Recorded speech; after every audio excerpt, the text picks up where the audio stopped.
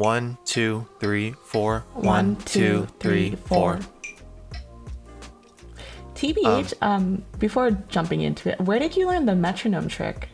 There was a period in time, and I still do a little bit, but I watched a lot of like Let's Plays on YouTube where people would play video games, and I saw them doing something where they would link up their audio with their video by going into a game menu and then clicking like up, up, up, down, down, up, down at like at a weird rhythm so that they could find the spots to link them up. And then I was like, oh, that makes sense when you have two separate files like that. And I was like, oh, we will have two different files, so I will need to know how to link them up, and I want to be kind of more exact about it. So if we're both saying the same thing at the same time, then that I can use to link, and then a metronome is the easiest thing to link up. So savvy. As long as people have rhythm. Because I'm like, yeah, election day coming up basically, and at first I remember seeing my friend post about asking for any of her friends who speak Thai who's a US citizen to give a video about why they're voting for Joe Biden. And at first I didn't want to do it because I was like, you know, I have where I stand and everything, but I'm not fully political. And then I remember seeing, I think, We Are Rising. It's this streetwear brand that really promoted the Hate Is Not a Virus campaign and materials, and I remember them posting a stat about how Asian Americans aren't really part of the voting poll, Southeast Asians in specific. Election day this year is going to be particularly strange because it's not going to be just a single day. It's probably going to be a week, maybe even a couple of weeks because of mail-in votes and how complicated everything's going to be, a potential like non-peaceful transfer of power. But we're going to try to like avoid some of like the strictly political talk and kind of talk more broadly about something that's really important to us, I think, or at least very important to me, which is the concept of identity. Identity is becoming kind of a growing part of the conversation, especially in politics and just like social life in general. So I think we just wanted to spend some time, like, I guess, introing it because it's such a big topic that we can't possibly cover it all in this one episode. Today, we're going to be talking about what it was like for the both of us to grow up being Asian American. I'm Calvin. And I'm Jean. And this is 27, a podcast about growing up.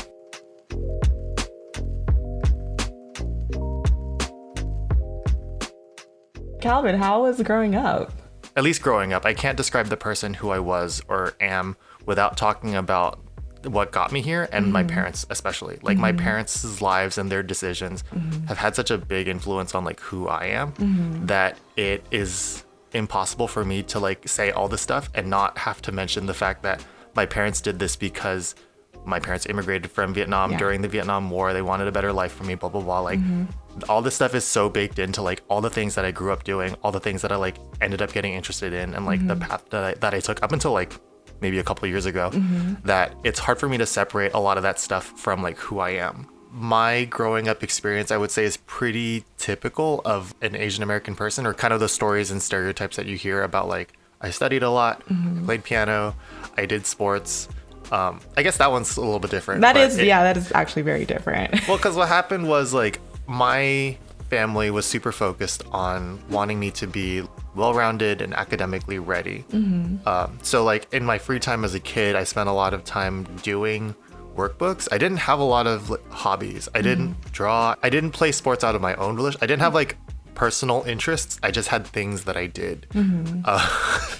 And they weren't necessarily things that I much cared about, but they were things that I did that took up time and like made me sort of a better person or like, you know, sort of improved my day-to-day and like my work ethic and my habits and all that stuff. But essentially I didn't have free time because anytime that I was doing something, it was either doing academic stuff or it was like going to basketball practice or swim practice or playing piano, and I didn't have anything else that I really did. I played video games. I guess that was sort of a major part of my life growing up, but that didn't really set in until like I was 8 or 9.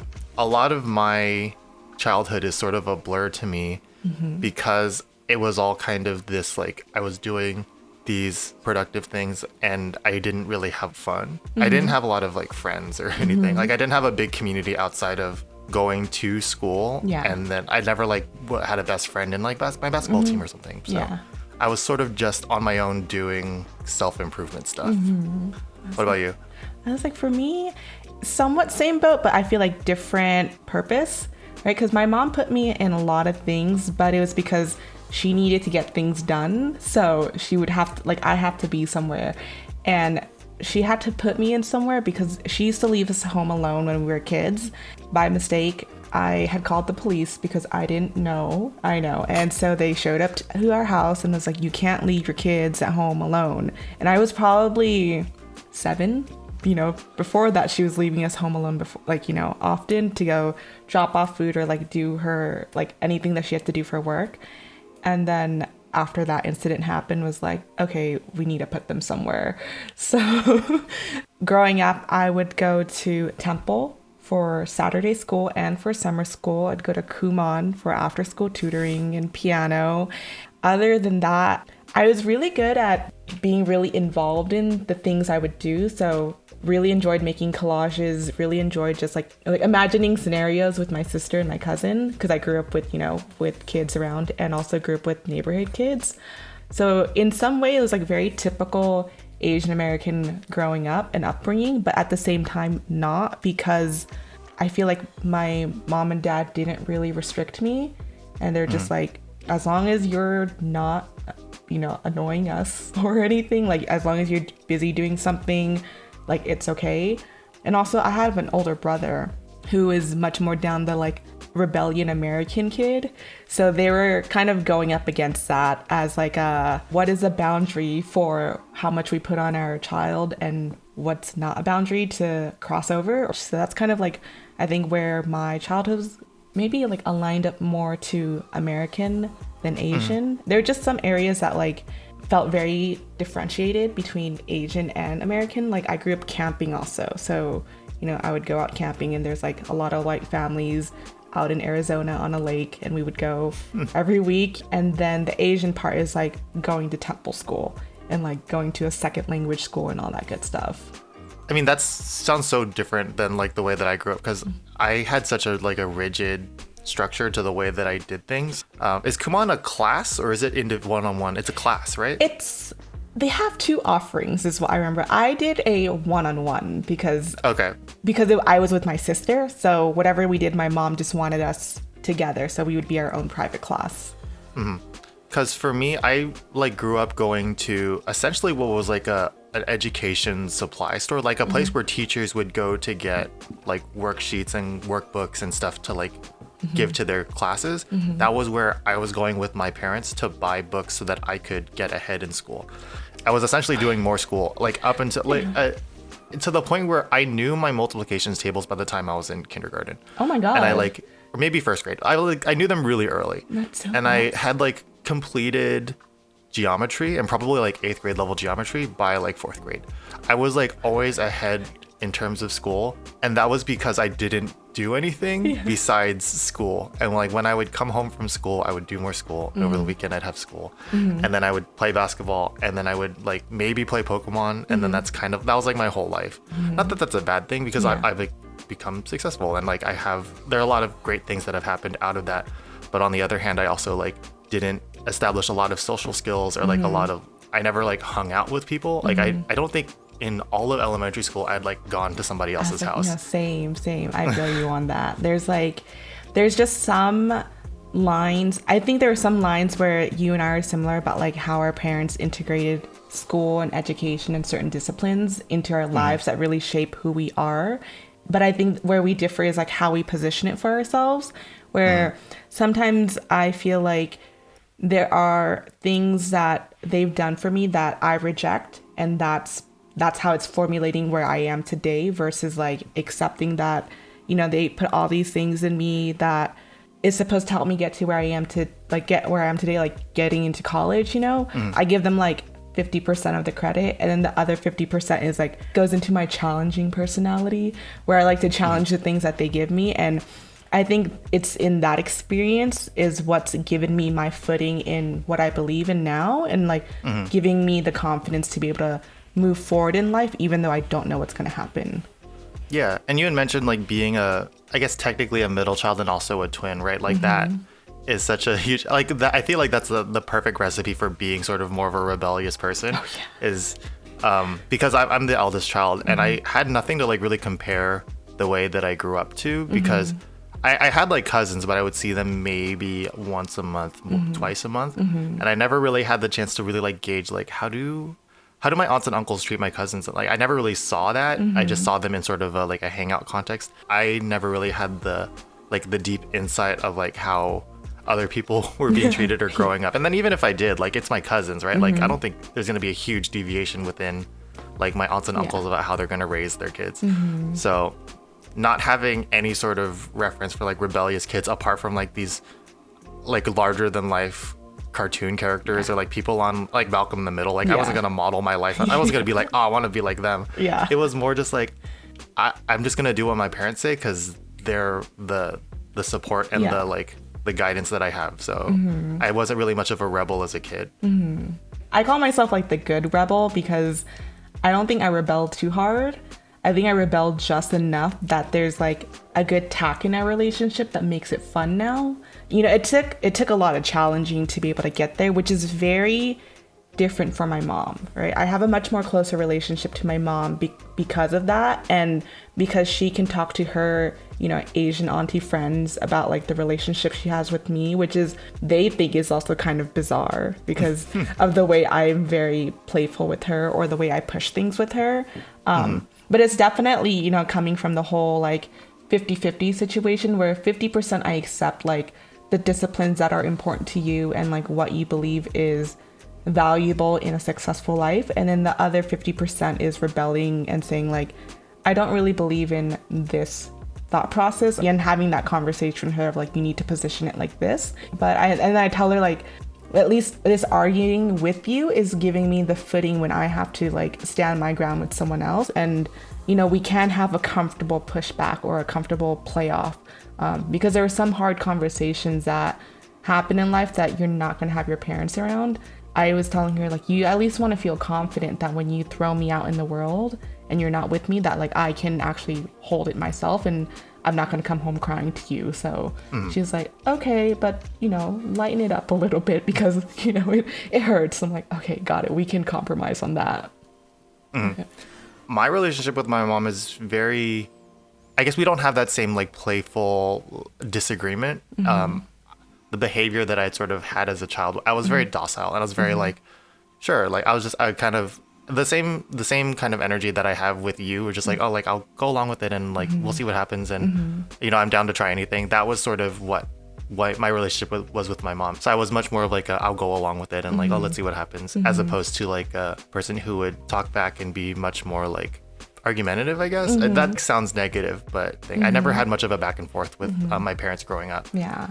It's something that I'm trying to work through more, because I guess the realization that I had just like while listening to you talk was I had grown up first 18 years of my life, like learning all these things and kind of things that have been really good, like having a good work ethic and having high standards and being able to like hold myself to different things. And then in college, when I was off on my own, I started to develop like new ideas and new thoughts about different things. And those have like coexisted. And then it's at like this point, maybe at 27, but like maybe just generally now, there are incongruities between these two things that I'm trying to like parse out. But because I never had that kind of argumentative Socratic discussion growing up, it's hard for me to like really try to figure out what is me underneath all these two separate things that I experienced. Does that make sense? No, it totally makes sense. This also kind of goes because my sister doesn't have the same relationship, or my brother the same relationship that I have with my mom. I think it's a very unique one that we cultivated. FYI, your girl has been single for a very long time. But I think it's because I really valued that time that I am single to really think and reflect on myself, that I was able to combine like the different thought processes that I have of developing and growing as a person in the different stages of life, and really like push it together into my own thought process now. So I'm very comfortable in my thoughts and how I feel about things to be able to challenge my mom with it. It's not viewing from my perspective in, but viewing from the circumstance out. So when I talk to my mom, I, you know, tell her what I think, but also tell her like, it's not just me, like in consideration of like where you are, I understand this is what you're going through in consideration of my sister and her life experience, like, and so we have to be considerate about like her emotions here, of what she's going through, your emotions here, and your, you know, journeys of displacement and not having connection there. And then, you know, my own thought process of being this weird child who is, you know, like trying to figure out like a whole new journey that my mom wasn't prepared for me to go on, which is starting the studio, which I find myself in this position a lot, is mediating the different emotions and different thoughts between my sister and my mom and sometimes my brother. But that's very much because, you know, I had that time to think about all these thought processes together from being alone and reflecting on who my identity is without other people coming in, where you're talking about how you're still in the process of, you know, figuring out like how these minds really combine together. Yeah, I'm it's also definitely like you've somehow maybe not bypassed, but like you found like a quicker way around this idea of like, especially Asian people, with this idea that like our parents' word is gospel and like is really important, and we should pretty much hold whatever our family says in high regard. And I think it's something that a lot of people struggle with, especially in like young adulthood, where it's trying to separate that line of like, what do I want and what do I know about the things that I want versus like what my parents think that I need or what that's like a good idea. And acknowledging that sometimes they don't know shit about what you're doing. Oh yeah. And that like they might mean the best, but if they have absolutely no idea what's happening, what's the point? But I think a lot of us, especially if in like a situation where I grew up, where I had pretty railroaded, pretty like rigid structure, it's hard to like acknowledge that your parents might just be 100% wrong about something. And I think that might be something that like your sister struggles with, and what you're doing with the mediation is kind of like getting to the root of what your mom is like asking for and wanting. Yeah. And there's a saying, I forget who said it, I don't know where I heard it from, that I think is very important, which is listening and hearing aren't the same things.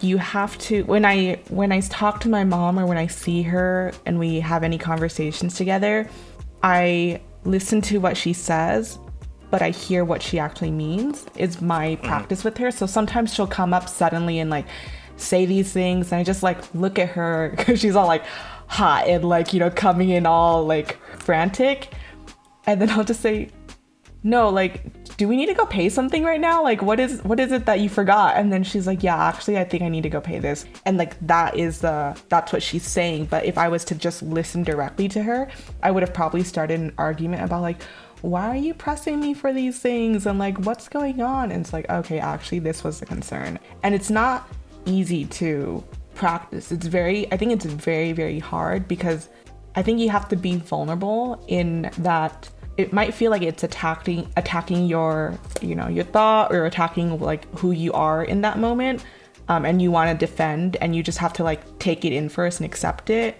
and then just kind of process, you know, really fast in that moment of like what's actually going on, and then you can like say it back. And so you're coming from a supporting route instead of a defending route, which I think makes a conversation a lot easier. But it, you know, it takes a lot of time. And I feel like with a lot of Asian American kids growing up, they don't have that, you know, they very much have the like, kid is in the nest, kid gets out of the nest. No, I guess even Calvin, like, do you speak your mother tongue? I do not. You do not? Okay, so just I guess as a primer, Yeah. I speak English and like barely any Cantonese, period. My mom and my dad speak English, Vietnamese, Mandarin, Cantonese. They're like regional languages. Oh my gosh. I think that's it. But they like minimum 5 languages between the two of them. And they've like developed their own like married couple language where they'll mix every single one. So growing up, I couldn't distinguish between different words in different languages. So I have very little knowledge of like my mother tongue. Yeah, I feel like for me, I speak my tongue, right? My mother tongue. It's probably because my parents love Thai lacons. Like, you know, they had it playing in the background. So whether or not I had, you know, picked up on it early on, I was always hearing it. I think growing up and seeing that where between like English and Thai, like I saw a separation, how, you know, folks interact and they're treated, but then also both of those representations were pushed on in my early life, I've always kept those two thought processes in my mind in between, like, who do I want to be? Because I feel like when you see me now, it's like red lip and tattooed is not the Asian route at all. Like if you're thinking like docile Asian route, but it's also like a rebellious American route. So it's kind of like a weird mix that happened in between, talking more about learning Thai and like learning to speak Thai. One was like going to temple. And then I remember when I went to college, I didn't know anyone who spoke Thai there. So I felt like my English, like speaking English, got way better in terms of my pronunciation, how I can like articulate words, because I was terrible at it when I was younger. And it wasn't until I graduated college and started living at home again that, you know, my Thai became more of my primary language. And then it was probably my last trip to Thailand where I was like, wait, I can read everything. But then being pushed into that environment with like only Thai definitely like pushed how the language is, I guess, more fluid for me, but then also how it's so tied into my identity. Korean is now getting a bit more normalized in media. Japanese is getting a bit more normalized in media in terms of sounds. And when you don't hear Southeast Asian languages in media and it suddenly pops up, it gets like, it's great that there's Asian languages being pushed in media, but then I also get to hear my language in it, or like something that's not quote unquote like stereotypical Asian. Were you excited to hear Lisa speaking Thai in the Blackpink? Oh yeah, I was like, wait, you're There's a lot of Thai in that because they also performed in Bangkok like a couple of times in that documentary. Yeah, because I always wonder, I was like, how good is your Thai actually in terms of like, is Korean your primary language now, or like do you speak Thai? Because I think I speak Thai with still like somewhat of an international accent. And I was like, oh, do you have an international accent to yours? So when I heard Lisa's Thai, I was like, dude, your Thai is like stellar. Actually, I think it's pretty stellar. I would hope so. She was born in Bangkok. I was like, I think it sounds really stellar. Like it has a really nice like sweet ring to it. And I feel like my Thai does not have a sweet ring to it.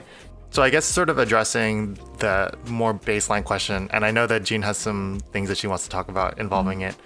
I am like biologically Chinese, but like ethnically, I'm a mix of Chinese and Vietnamese because both my grandparents were born in China, but then they had moved to Vietnam, and both of my parents grew up in Vietnam and then moved to the States. I guess like I'm American and my parents are Vietnamese, but we're also both Chinese. It's kind of a big mix, but my sort of background is pretty common, but it's hard to explain sometimes. Yeah. So I carry a lot of like Vietnamese culture and I carry a lot of Vietnamese like traditions within my family, but I'm not Vietnamese except for like I'm like maybe an eighth Vietnamese. Yeah, which is also very much part of like a lot of Asian family experiences too, where they migrated from different regions. So like ethnically they're one, but like, you know, biologically they're another, which is very confusing. That's somewhat similar to my family, where I don't know which, I think it's maybe my great grandfather, China, right? From China down to Thailand, and then just got a lot of Thai babies that now we're fully Thai. I guess we have like very, very little like actual, I think, Chinese blood. We really push just more of like our Thai identity now for us. I think for every Asian family, it's not just like the one Asian identity that we're associated with. It's that there's so many other identities in it as well, and different stories that kind of happen that doesn't get resolved, and then it continues to grow that identity into like different generations, which I guess leans into like multi-generation. And like, how do we, you know, how it's a huge like intersectionality thing, right? Like intersectionality, the idea that everybody's individual identities interlap in a way that like creates different problems or different privileges. We're both first generation also, or however you count first or second generation, because we're the children of immigrants. And there's just like all these different things that interlap into having a different experience, because us as first generation Southeast Asian people are going to have a different 100,000,000% different experience than a person who is like the grandson of a Japanese immigrant, right? Like that's such a different experience. Or somebody who moved to San Francisco when like Chinatown had started, you know, like in the early 1900s, like and had to experience like the Chinese Railroad Exclusion Act and all that's like all that stuff is so different than the stuff that we have to face as like people who came here in, or like our parents came here in like the 70s. No, and even just like the reasons of why our parents came here, I think really shaped the way that they raise us and the way they, project different things onto us. Like my mom has always talked about how Thailand as a country, we're not colonized. So we don't have that same trauma that's, portrayed into like our friends who are Laos. Like I have like Lao. Vietnamese people. Yeah. Same Vietnamese Colonized people. twice. Yeah. You're like BT dubs. But yeah, like our Lao aunts and uncles, like my mom would tell me they were 12. They all tied little bars of gold to their body, and then they swam across the river to escape. And then they were put into different refugee camps and like were separated. We haven't had to experience that, so we don't carry that trauma and we don't carry that fear that's going to be projected into raising your kids or how you maintain your family ties and all that stuff. So you said you don't like to be asked what kind of Asian you are unless it is from another Asian person, right? Yeah. So if I was to ask you like what kind of Asian you are, I feel like within different Asian communities, it's kind of funny to like in my perspective, because it's like we're trying to ask you like where you're from without saying where you're from, but also like just what kind, like what's your ethnicity, really, in a very banter way. And I feel like in some way it like relates to how things kind of are intersected in different Asian identities. But I feel like when someone who is not Asian asks me, I feel fetishized. And this is just me projecting, where I feel like you don't have that like inside joke connection about like what it means when we say that, or like the banter when we say that. And so when you say, what kind of Asian are you, and you're not Asian, it's a little bit awkward to me, because I'm like, I don't know if you actually are understanding or you're actually like fetishizing, or you just don't know the way to say because that. it is like a flattening, right? It's still, I think like my intellectual mind knows like it's still not great, because even though an Asian person has more like context to like what that means when somebody tells you, that they're Japanese or that they're Korean or that they're Laotian, it's still like a flattening, but it is a more acceptable flattening, because an Asian person at least has a little bit more like nuance in terms of the information that they have, right? Or we would hope, Yeah. So I guess kind of building off of that, when did you have the realization that you were Asian, that you weren't just like a normal Malcolm in the Middle white boy? I thought a lot about this question because I think it's very important to me. I first knew I was Thai before I knew I was Asian, because the elementary school I went to was primarily Hispanic community, Black community, Indian, Thai, and like Vietnamese. And then I just assumed China. Like I just thought there were literally like 6 types of folks in the world. It wasn't until I went to middle school where I was like, I'm Asian, I'm not just Thai, because there's so many other Asian folks here too. And I also remember like the first white boy I officially met, his name was Jake.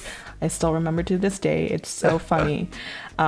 So going into middle school is when I realized I was Asian. And then going into my work experience was when I really understood like, no, I'm Asian. Because do you remember my whole blonde hair phase and everything? Oh, yeah, I thought that was me trying to make myself look more adult, because I didn't want to have my black hair because I thought it made me look younger and people would not take me as seriously.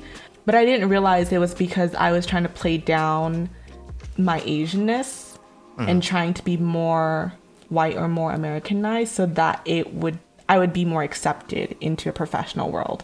I didn't want people to read me as the Asian designer who's quiet in the corner, or the Asian designer who's a production designer. I wanted to be like a designer with thoughts. I wanted to be presented as a designer with thoughts. And then there was one moment when I was going to the bathroom, walking out, and I saw my reflection and I was like, oh shit, I'm Asian. Like, I'm not white. It was like this really weird realization, but I was like, your girl is Asian, And that was probably around like 25 was when I really was like, no, you're really Asian. Like, you're not anything else. For me, that realization had kind of happened, I guess, at the same time. But I'm going to preface it with, like, I had 2, like, mini moments in elementary school where I had, like, this realization that I was different. Maybe not necessarily that I was specific. Like, I didn't have the idea of, like, Asian in my head, but it was a similar thing where I went to a school that was a mix of, like, Latinx people and a couple of Asian people and a couple of white people. The first one was when we were learning the alphabet, or when we were reciting the alphabet. I had been taught by my parents that it was H and not H. I feel you on that so which is hard. Which I learned is like either British, Australian, like people in the world do say H, but it was not like normal, I guess, amongst the people that I was learning the alphabet with. So I said H, and then people were correcting me and say H. I was like, oh, okay. Also, in class, we were asked to go in a circle and talk about something that helps us fall asleep, right? And I had said the Chinese word for blanket, fully thinking like that's just the word, right? Because it's words are words, and everybody knows what I'm talking about. And nobody knew what I was talking about. And they were like, did you mean a blanket? And I was like, oh, no. I was like, no, I didn't mean that. I meant the thing that I said. Yeah. But I realized later that I was like, oh, that is what they were talking about. And I'm speaking a different language. Yeah. But like you said, I also had the realization that I was Asian in middle school, because the middle school that we had gone to, Gina and I went to the same middle school. People would like self-identify as Asian and had like Asian pride and all these other things, like very, very MySpace graphics and stuff. But this idea that like we are different, but in a way that we can be proud and happy of. And I thought that was different, and it was something that I hadn't really been exposed to. Like people who were incorporating it into an identity as opposed to just like an adjective or like something that they would describe themselves as. Oh yeah. How are you handling your Asian identity with your fam and also being now in a creative space? It's definitely complicated because not necessarily that my parents see being in the creative field as being like antithetical to like who I am or what our goals are, but just that I think there's the perception that creative fields are less stable. That was something that I was raised to like really value, and something that my parents still like to this day really encourage me to seek out in my life. When it comes to like my relationship with my family and with my Asianness, it's less about feeling like I fit in, because I do feel like there's a significant number and like a growing number of Asian American designers and especially Asian creatives that like it doesn't feel like it's weird anymore, but it does become a conversation with my family of like it being a stable job and being something that I can do long term without having a super negative impact on retirement and owning a home and having a family and all that stuff. With my identity now, there's sometimes where I feel like I'm very Asian, and because of I feel like more of my traditional thoughts on, religion, in terms of like you see The Office, there's like monks here, like your girl is like in that, like spiritually, I guess, maybe spiritually Asian, Buddhist.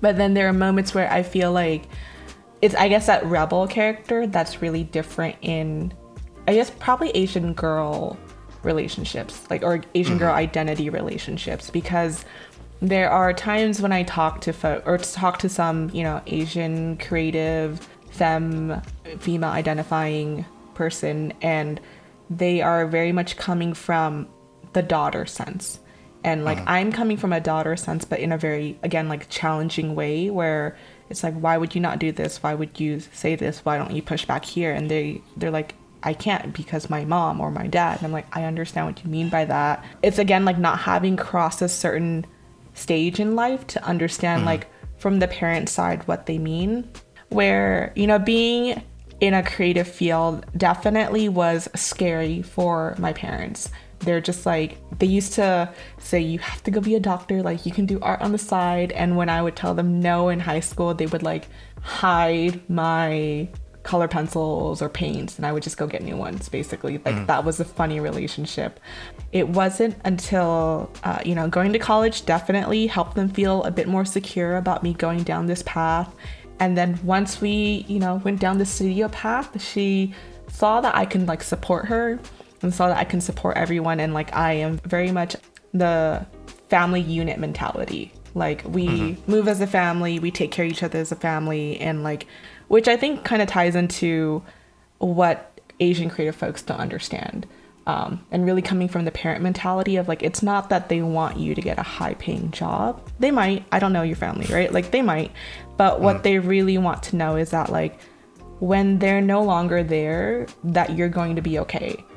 And right. That's why like they press for marriage, they press for kids, they press for you getting a house. It's not because they want kids or they want to like continue on the family name. It's that when they're no longer there anymore, they want to know that you're okay and that you're going to be taken care of. Young Asian creative folks, they're so focused on the art part that they want to show their parents that like they make beautiful art, that they, are contributing something really amazing into the world. But to your parents, that doesn't really matter sometimes. What really matters is that like you're going to be okay. And, coming from that sense of like, if you can show that you can take care of them now, they're going to feel so much more comfortable in your career.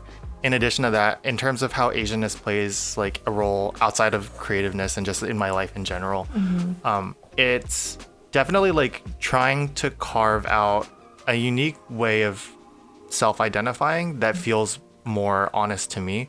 I think that there's this period, especially early 20s or like once you're in college and like getting out of college, you're trying to fit yourself into different like boxes and just trying to see like what kind of fits, what kind of works, and what elements of each am I kind of pulling into like creating this own identity for myself, and the things that resonate and the things that feel right. And that's kind of the place where I'm at now, where Asianness is a piece of who I am, and it's a thing that I resonate with, and it's something that like I feel kinship with the group, but it is not like the marquee like I am an Asian person, right? Like it is a piece of my identity and it's something that influences me, but it's not driving me. Do you know what I mean? Yeah, I know. I feel you. It's part of like, I guess the part of growing up is like confronting these identities and like being okay to disrupt your utopia, right? And like whatever current utopia you have about your identity, it's okay if it changes, because you're developing more in-depth thoughts and you're really tying into like how your actual self ties into these labels that it's put on that are put on you, and then like how you're dropped into different environments. So that's pretty much wraps up everything that we wanted to say for this session. Like obviously identity and being Asian is such a large and widespread thing for the both of us that we can't possibly do it in an episode. So we will be talking about like the context of us being Asian in like a future episode.